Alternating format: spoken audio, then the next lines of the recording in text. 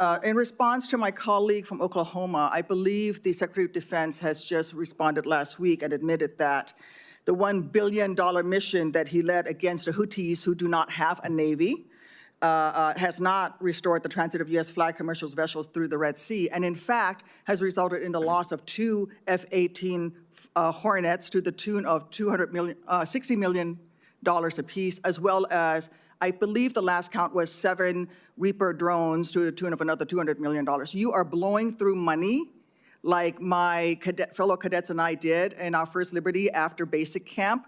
Luckily, I didn't end up with a questionable tattoo. Your failures, Mr. Secretary, since you've taken office has been staggering. You sent classified operational information over Signal to chest thump in front of your wife, who, by the way, has no security clearance, risking service member lives in the process. You blew the $1 billion fight against the Houthis, whom, again, as my colleague says, has no navy, and yet you lost all of those aircraft. You've created such a hostile command environment that no one wants to serve as your chief of staff or work with you in other senior DoD leadership roles. But what we should all be talking about more than all of this is that you have an unjustified, un-American misuse of the military in American cities, pulling resources and attention away from core missions to the detriment of the country, the war fighters, and yes, the war fighting that you claim to love.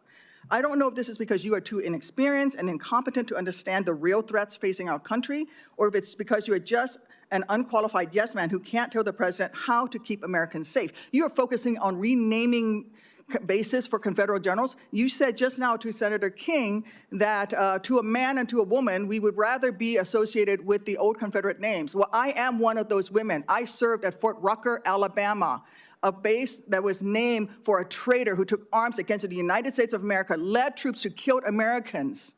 It was renamed for Mike Novosel, a Medal of Honor recipient, who in his citation for the Medal of Honor includes that he saved 29 American lives, to include hovering backwards in a helicopter towards an enemy bunker where a wounded American was laying and saved that person, including after being taken fire himself. I know a little something about what it takes to fly a helicopter when you've been hit by enemy fire.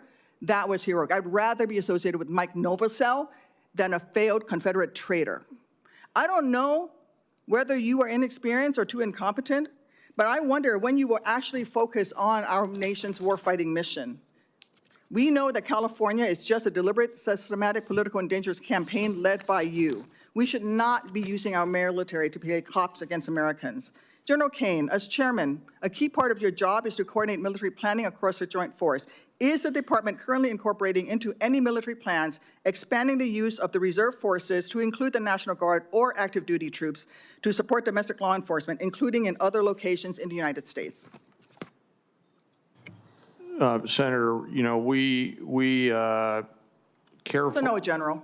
Well, it's not really a yes or no question, Madam Senator. We plan all kinds of different things. I think it is a yes or no question. I'm not aware of anything, but the reason why I'm answering is the tags may be looking at something that I'm not aware of. What are you doing at your level? You're not aware of that happening at your level? Because we know that on his first day, President Trump directed U.S. Northern Command to revise its unified command plan to add new planning requirements to combat, and I quote, criminal activities.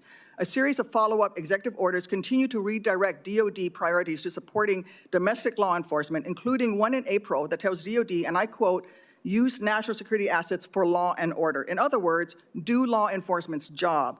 I'd like to enter these executive orders into the record, Mr. Chairman. Is there objection? Without objection, so ordered. Secretary Hegseth, you say you are focused on warfighting and warriors. These are your words. Yet you are diverting untold DOD resources and attention to a fundamentally non-military mission of domestic policing. Across the country, we have qualified police officers who are trained for that mission. They know those streets better than the Marines you deploy to Los Angeles, who normally focus on the Indo-Pacific. And you recently approved 700 more troops in 3 other states to do admin and logistics works for ICE. You say all of this is valuable training, but I would much rather have our troops do tough, realistic training relevant to high-end combat.